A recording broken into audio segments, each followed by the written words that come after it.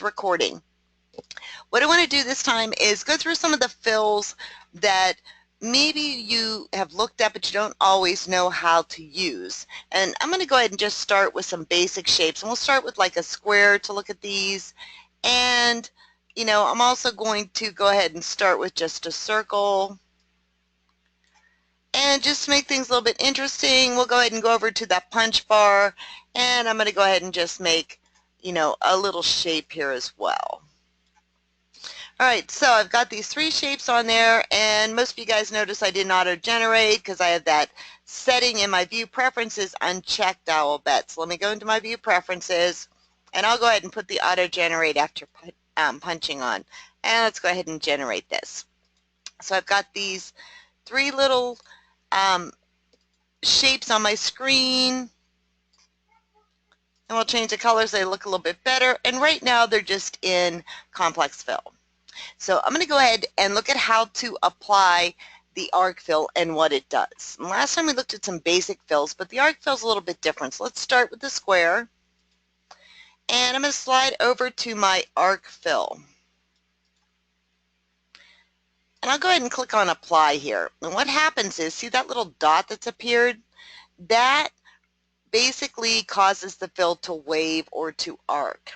Now if I want to go over and change some things, you know, I have to go to the arc tab that now appears in my stitch settings and make some changes. You can see here, you know, there's an option to use a smooth edge. There's your maximum stitch length and your minimum stitch length. You can also do a random stitch length, and we'll apply that to see what that looks like. You get different effects. This isn't going to be, you know, random like it would be for complex fill. So let me go ahead and take that off, and we'll try applying a pattern real quick. Let's pick the 3-pair pattern, and you can see what that looks like in here. It's kind of interesting, and you can create some very interesting fills with this. So I'm just going to go back and put a standard pattern on this. Now, even that standard pattern, because of the way it's arcing, is going to create a little different stitch effect. And if I grab this dot and I move it, it's going to create a different effect as this is moved, and you can see it's arcing away. Now the closer this arcs, or the closer that point is to the outline, the more arc I get around that point. I can't change that by going inside of the fill. I'll get no change to that fill. So as you move this around, depending on what effect you want to create, you can create quite an interesting, you know, arced effect. Now, I'm going to show you something that has to do with some of my favorite settings. We'll go ahead and we'll move this arc point up to here. I don't usually stay on the default now. I can go ahead and select from this drop-down list here without applying any fabric. And I can say, you know, I really want to use whatever fabric you're stitching on. In this case, I'm just going to go up to the cotton and basically just use that cotton setting. So when I apply that, these settings get changed. My point moves, and I just need to move it back to where I want it to go. And, you know, of course, I can move it around, and you can see a little bit better what's going on here. I'll go ahead and put it very, very close so you can see the change. Now, if I want severe arcing, I move it very, very close. And let me zoom in here real quick. And you can see how that's arcing around that point. Okay. Now I'm going to go and take a look at the settings again. If you're not going to use any of the settings, you might want to take a look at changing some of your settings. Here I changed the basic step to 4.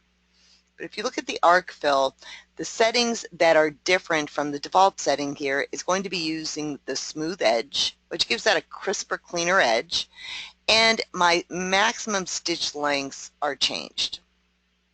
My density can remain the same. You know, it depends on what fill you pick. And there's my basic pattern that's being used.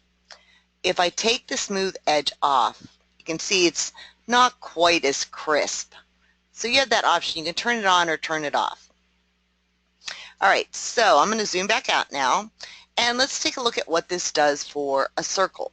If I say, you know, I'm going to go ahead and use it on, you know, a circle, and I come over here and I say, well, you know, let's go ahead and apply our arc fill. And I apply that, you can see it gives it more of a spherical look. So if I move this closer, I can put it really, really close to the edge there. It's going to kind of spear around that point. And on a circular shape, it looks really, really great because it gives that a little bit more dimension, right? If I take this circle and I go ahead and I apply, maybe a stamp pattern to this,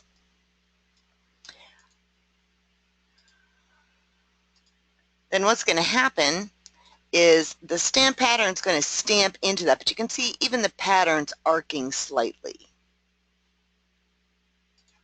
Some patterns, of course, are going to show more of an arc than others, and it's going to depend on where I move this dot. It's going to be the same, same kind of situation. This pattern doesn't show a great deal of arcing no matter where I move them, but you can see the arc in the center there moving around. I'll go ahead and take that off and we'll just go back to our normal fill.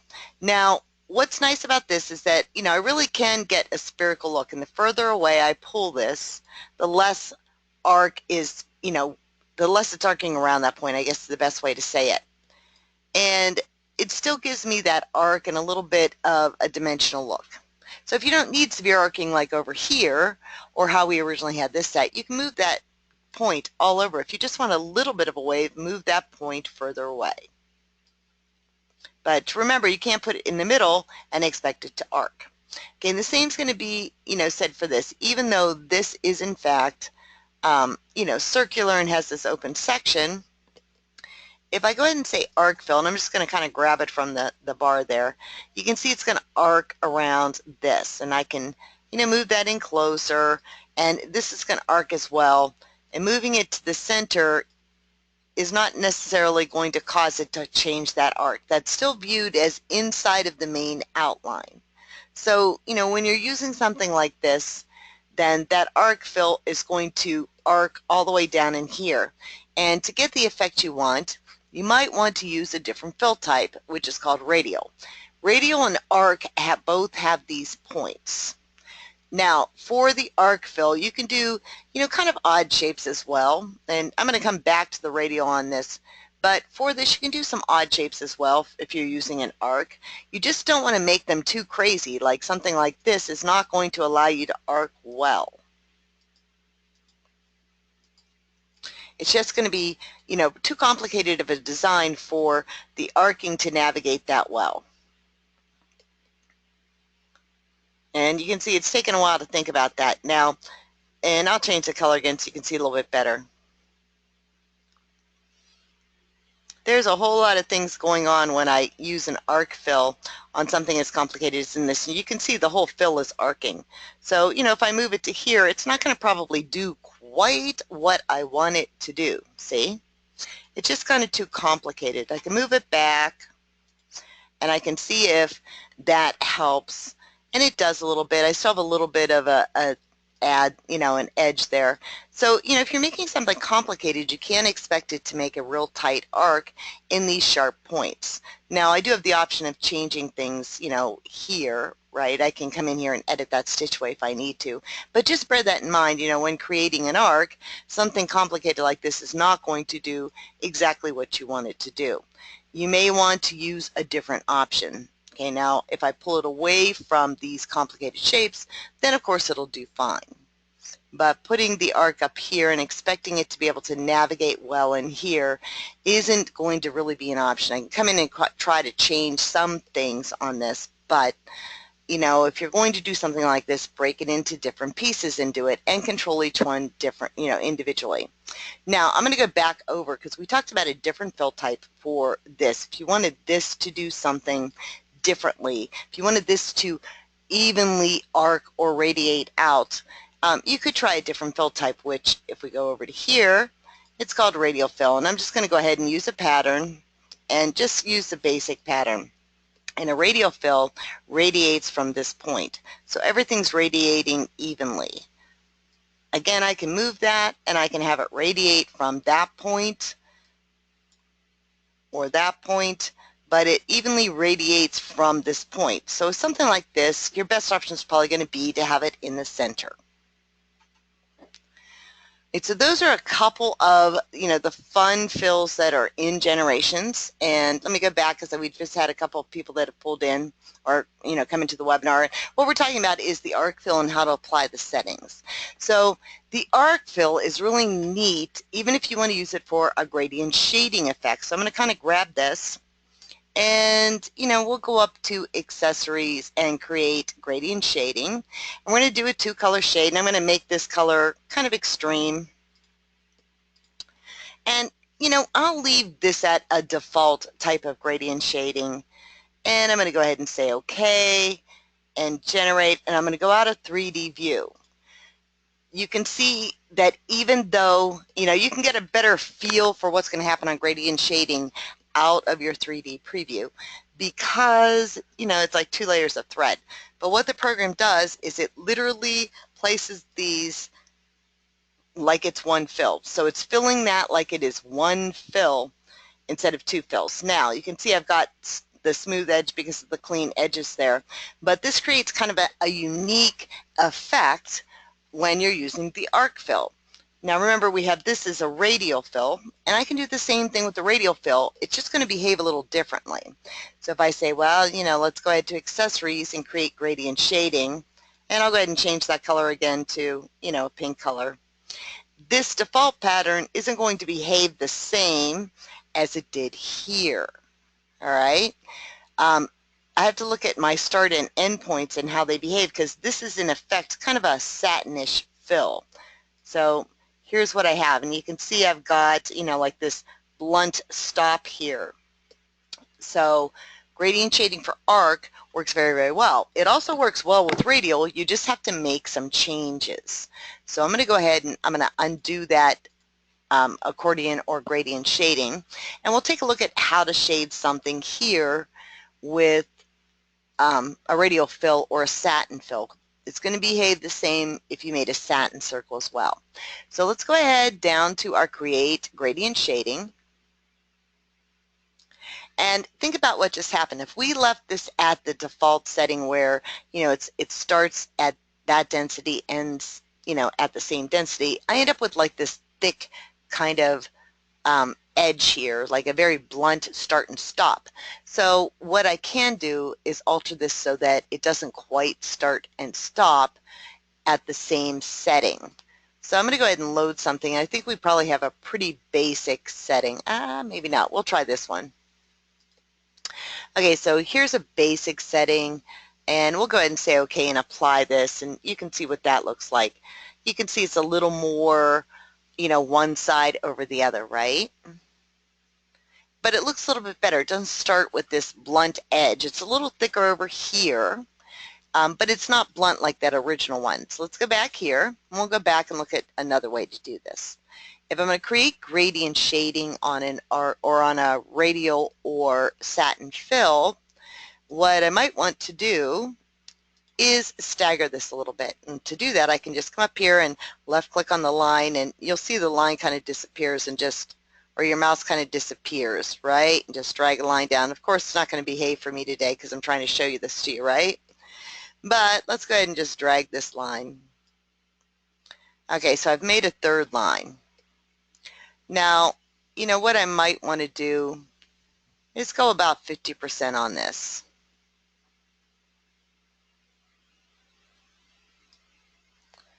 And change it so that it goes something similar to this. And then I'm going to click on that arrow to make these equal and opposite. Now, if I want to change how dense that is or how open it is, I just use these sliders.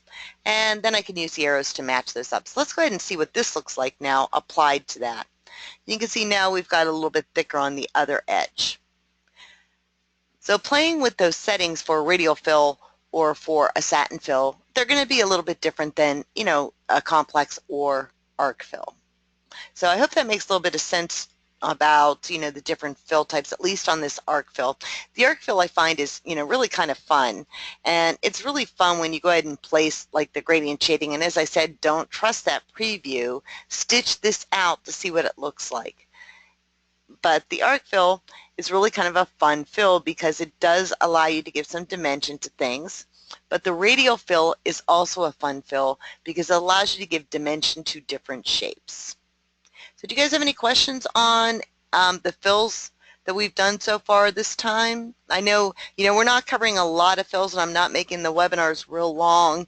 I want you to be comfortable playing with one or two fill types at a time, so that you are more comfortable with changing the fills and knowing how to change those fills.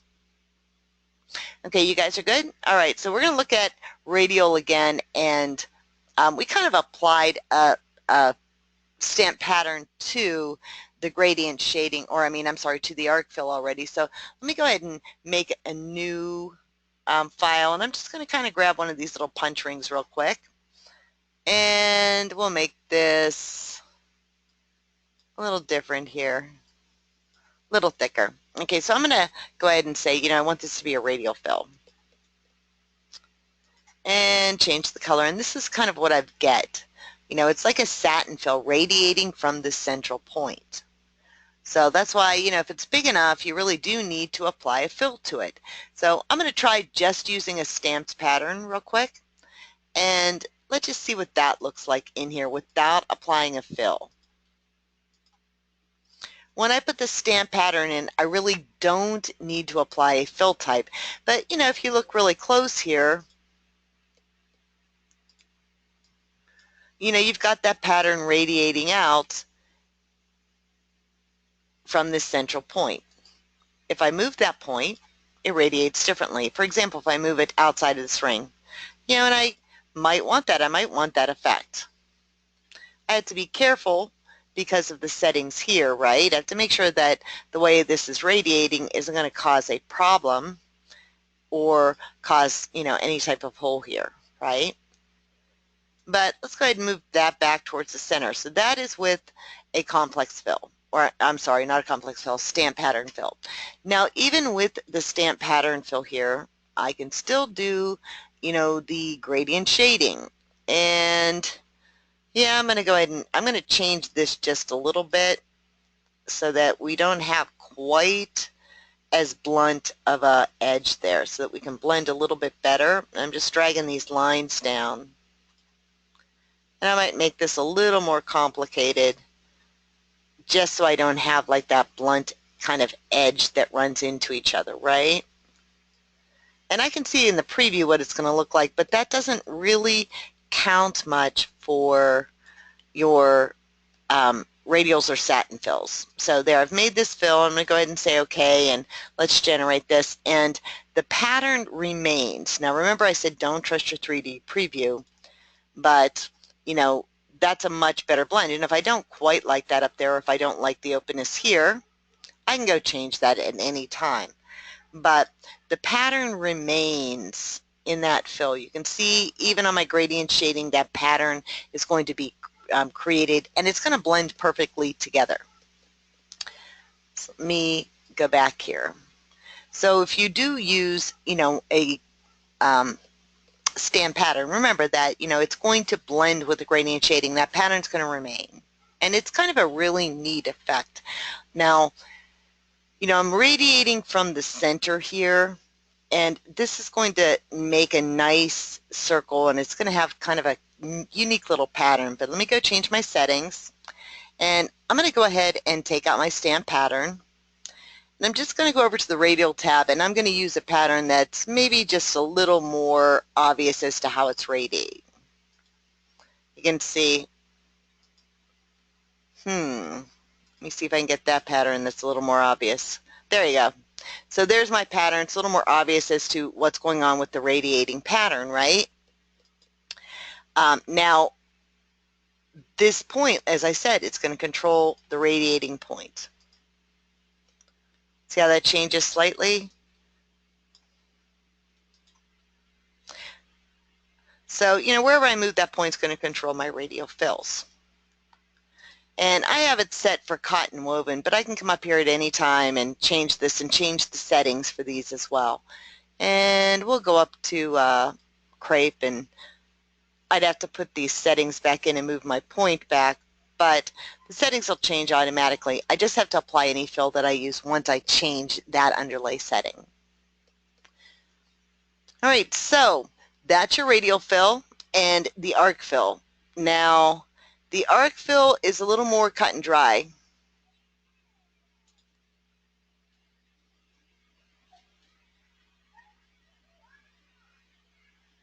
Um, Sarah, I'm not sure what you mean on the art. So you're going to have to send me an email and let me know what you mean. And no, Sarah, you don't have to use two colors in this. You can use one color. I was just showing how you could apply the gradient shading. So, all right, so I want you guys to play with some of these fills. And I don't want to go over too many of them and have you get completely lost and confused. But, start off using just a simple circle or some of those little punch shapes. You can see there's a square. You don't have to use two colors. There's my circle. There's my punch ring, which is just from these little punch tools here, okay? And look at this and see how these things apply to different shapes. If you want to make a little more complicated shape, you can come over here and grab one of these little punch tools. How does this apply to a star, right?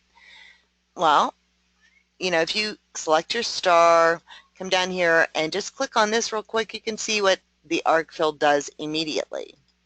There's my arc fill. Move this around, and I'm going to change this from crepe back to cotton. And move the arc around and hit generate to see what changes take effect. Now bear in mind, if you have something like that, moving it closer on that arc is not going to help. Moving it out towards a point is probably a better option. You can see the arcing there, and change your in and out points. Oops. And that may help as well to control some things if you have a complicated shape. Now on a radial fill, this would not be good for just the radial fill, and here's why. On the radial fill, remember we, basically, radiate out from a central point. And while this looks really, really good here, the truth is that's going to put a hole in your fabric. That's just too much stitching in one location when you radiate out without a central point. The rest of it's kind of interesting the way this is made. So what you can do is this. You have your star shape, and this is kind of an interesting thing. You can actually copy the shape and shrink it down. If you hold your shift key when you're resizing, see I'm resizing, you hold your shift key and shrink that down a little bit, it'll shrink from the center, and I'm going to go ahead and move that down, and I'll change the color so you can see it. See? So I've got this little star in the middle. So if I want to radiate a shape like this, then what I can do is select this. And remember, we've gone through some editing tools, right? I can go up to my view outline and just go to the outline menu and say create a void by using the existing area, and that's going to be that star. And then what happens, let me get rid of this star. What happens is you have a better radiating effect. Just move that radiating point down to the middle of that opening, and you get kind of a neat little effect doing that, and that will stitch properly. You just can't leave that as a solid thing to stitch radial fills. It just is too heavy inside.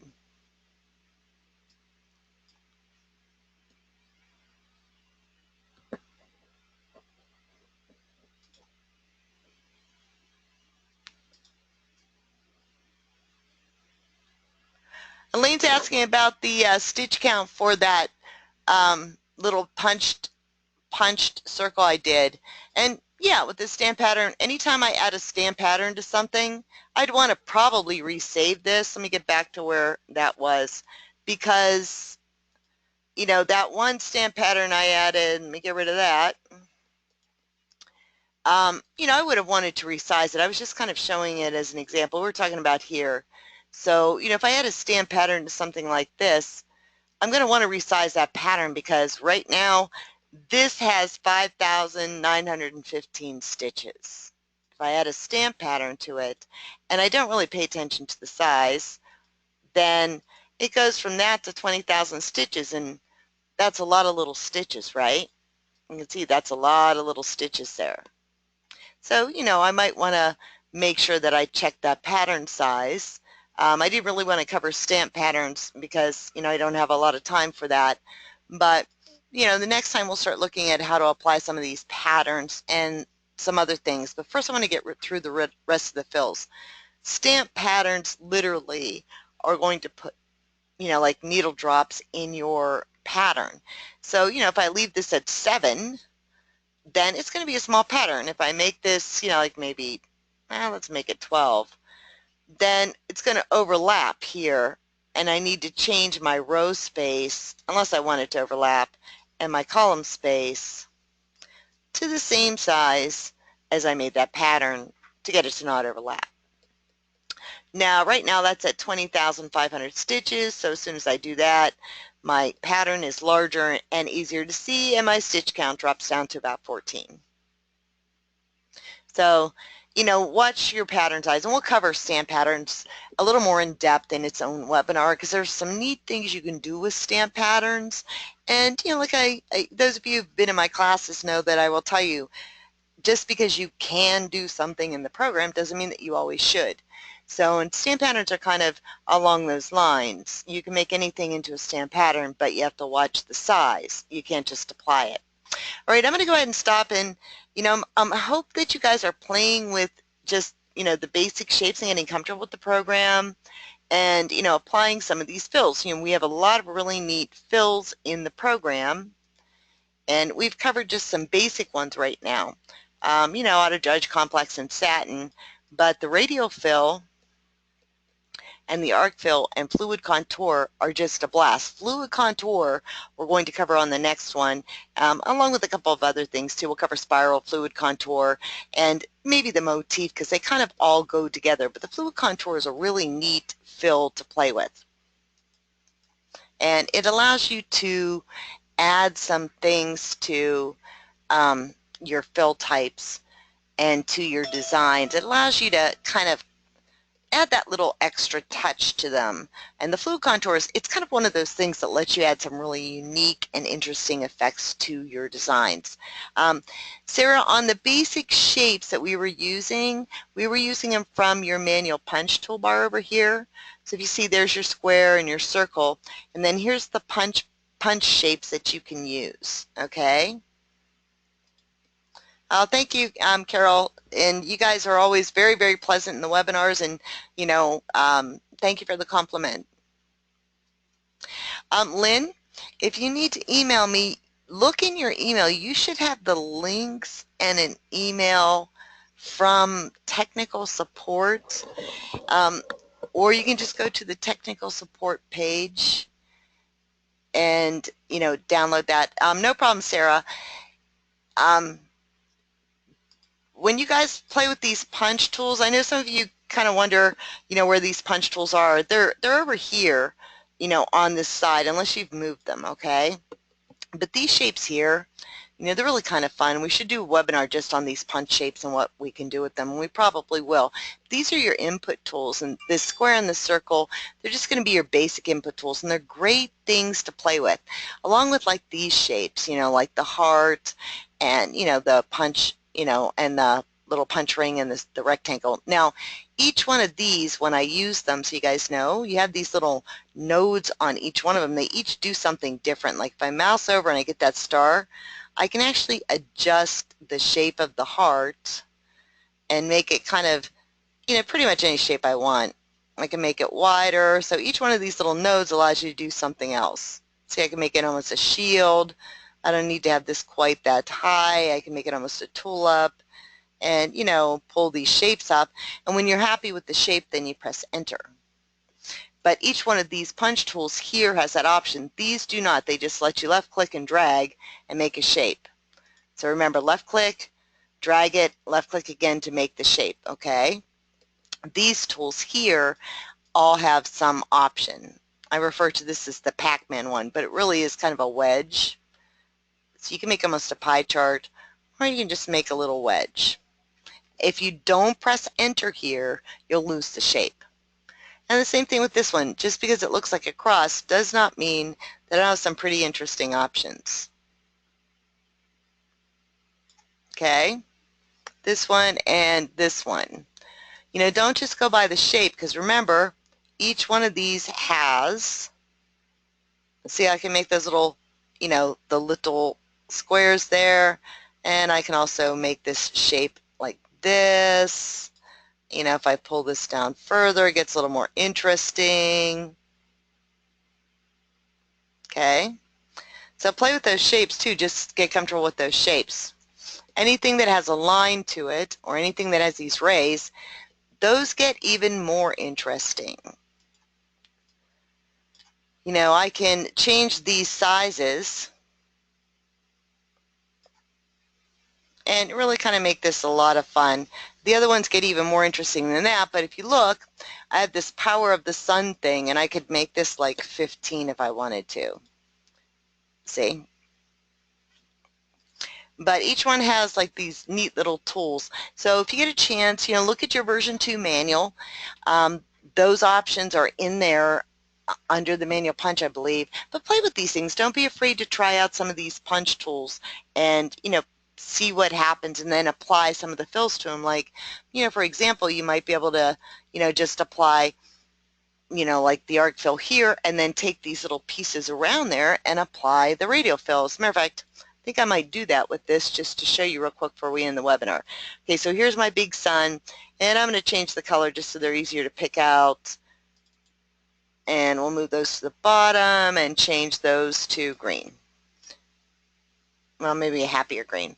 All right, so if I want to take this, I could just leave it at complex, or I could leave it at an arc. But if I want to take these little points here, I could change the whole look of this by clicking on the color chip to select them all and going in here and saying, you know what, let's go ahead and make this a nice radial fill. And since I know there's going to be long, let's go ahead and use a pattern, and we'll come down and we'll select a pattern. Okay, now I have all these little radiating points here, right? They're all radiating from there. So since all of these are selected, all I have to do is grab one point and pull it to the middle, and all of those points are pulled to the middle. Then I just have to generate. Okay, so try some different things out and see how it goes. And, you know, play with these shapes. Don't be afraid. Doris, can you send me a note and I'll double check that? I forgot about that. I'll look and see what's going on, because I did check and they all opened for me, but send me a note and I'll look and see what's going on. Yes, Sarah, the punch tool should be on the right-hand side over here, right? Sometimes they end up down here like this, but you can just drag them up and, you know, just set them next to each other. If you don't have these, go to your view on the main menu and toolbars and make sure that your punch and create toolbars are checked so that they show up, okay? So play with these shapes and get comfortable with what the program does, especially those of you who are kind of new to the program. Play with the different fill types and don't worry about making a mistake on anything. If they're just like shapes like this, you don't really care, right? I mean, they're just basic shapes, but you'll learn a lot about kind of the limits of the program or the limits of the fills or what else you can do with those. For example, these are radial. I haven't really done anything much with this, but you know, these are radial fill, and there's my radiating point for all of those. I could come in with them all selected and put a feather edge in. And let's see what the feather edge does. I think I probably have to select a feathered edge, but let's enable this and see what that does. I might have to pick the other side. Okay, so there's a feathered edge there. And I know that my A side radiates away from the dot, right? And let's go ahead and make a pattern and make this even more fun. And we'll go ahead and make this about 7 and apply it. So don't be afraid to, you know, try different things. And if you don't like that setting, well, go in and say edit and say, well, you know, let's try a different pattern because that one didn't do exactly what I wanted it to do. And let's make it even bigger. Let's try 15. Okay? So, you know, don't be afraid to try different things with the different shapes and, you know, see how those go. Jocelyn, yeah, I added like 15 points to that sun, And so that you guys know, I'm going to show you something real quick, and then I do have to end the webinar. What you can do here is on these suns, there's sun 0, 1, and 2, right? Well, each one has some pretty nifty things, like the power of the sun here. It says I can make it from 3 to 16. So hey, let's go for broken. Let's go for 16, right? And I've got these little nodes here. So the power of the sun can go up to 16, and I can wiggle these things around. I can make them wider. You know, I can pull them down. I can pull these down more. And I come up with some pretty, you know, nifty things playing with the power of the sun. So, you know, don't be afraid to play with these. Like, and the stars are the same thing. If you guys noticed, it said N5, number of polygons. Well, what if I want to make this 15? See? So when you know, click on these and you see all these little things like, you know, the power of the sun, you know, the different options, you know, don't be afraid to play with these. And even on the star here, I have a couple of things. You know, the number of polygons. Well, let's make this 50. The number of steps. Well, let's make this 17. When I make this, see the number of my polygons here, right? And then the step determines the size of the interior. And I can still adjust this and do some pretty nifty things with that. So don't be afraid to play with these things and look at the different settings. You know, if you don't know what something is, you know, like if you clicked on this and says, well, I have no idea what those are, enter a couple of numbers and see what happens. But there is a section in the book on these punch tools, and they're just kind of fun because you're not really worried about these shapes, but you might find some pretty interesting things. You know, like this is kind of fun. And there's a couple of other things you could do. But, you know, play with these shapes, play with your squares and your circles, and try these different fills out and see what happens. And that's really the only way to get used to the fills in the program. All right, everybody, you guys have a good week, and I will see some of you, I believe, next week in a couple of webinars. Bye, everybody.